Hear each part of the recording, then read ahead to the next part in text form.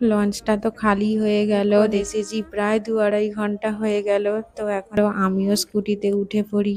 উঠে এখন আমরা এসেছি নাজিরগঞ্জ গঙ্গার ঘাটে। তো সারাদিন বসে বসে বোর হচ্ছিলাম, আর ছেলেটাও খুব ঘ্যান ঘ্যান করছিল, তাই জন্য আমরা এসে গেলাম একটু গঙ্গার পাড়ে ঘুরতে।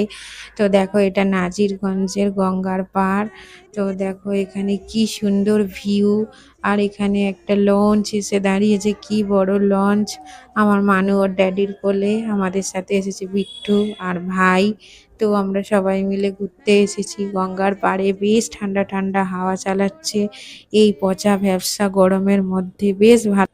লঞ্চটা দেখো কি সুন্দর ছেড়ে চলে গেল। এটা পুরো টার্নিং নিয়ে ওই দিকটায় চলে যাবে, ওই পারে।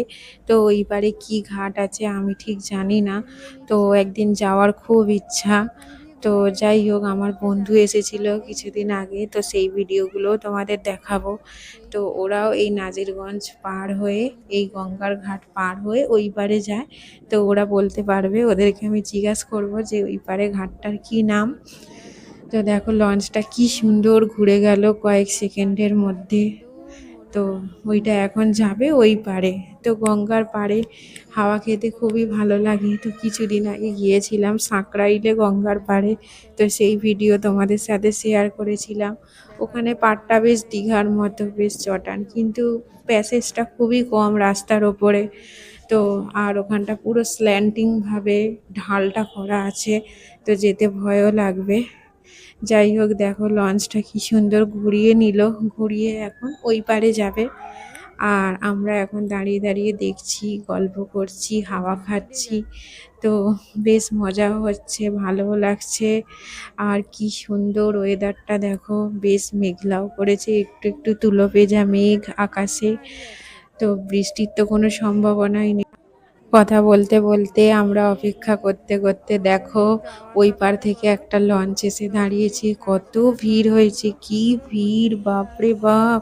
তার মানে লঞ্চেও কত মানুষ প্রতিদিন পারাপার করে। দেখো এই লঞ্চ থেকে কত মানুষ নামছে। তো আমি জুম করে যতটা ক্যাপচার করতে পেরেছি, তো তোমরা দেখো বন্ধুরা, আমি তোমাদের জুম করে দেখাচ্ছি। তো আমরা টিকিট কেটে ওখানটা গেলে যেতেই পারতাম, কিন্তু আমরা লঞ্চে যেহেতু উঠবো না, তাই জন্য লঞ্চ ঘাটে আর যাইনি। তো আমরা এই গঙ্গার পাড়েই দাঁড়িয়ে দাঁড়িয়ে দেখছিলাম, আর আমি একটু ভিডিও বানাচ্ছিলাম। তো ভিডিও বানানো আমার শখ, বানাতে ভালো লাগে। আমার ভাই এখানে আমার ছেলেকে নিয়ে দাঁড়িয়ে আছে, ওকেও লঞ্চটা তো খালি হয়ে গেল দেখতে দেখতে। দেখো এবারে যারা যারা সব যাবে তারা এবার উঠবে। দেখো কত লোক যাচ্ছে এখনো, লঞ্চটা এলো পুরোটা খালিও হয়ে গেল।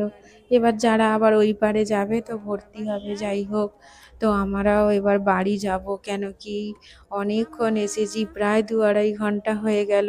তো এখন দেখো আমার মানুষ স্কুটিতে চেপে পড়েছে, চলো আমিও স্কুটিতে উঠে পড়ি।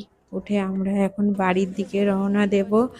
তো দেখো আমিও স্কুটিতে উঠে পড়েছি, আর তোমাদেরকে লঞ্চটা আরও একবার দেখিয়ে দিই, এখনও দাঁড়িয়ে আছে। তো আর একটু বাদেই হয়তো চলে যাবে। চলো বাই বাই, আমরা এখান থেকে চলে যাই। তো আমার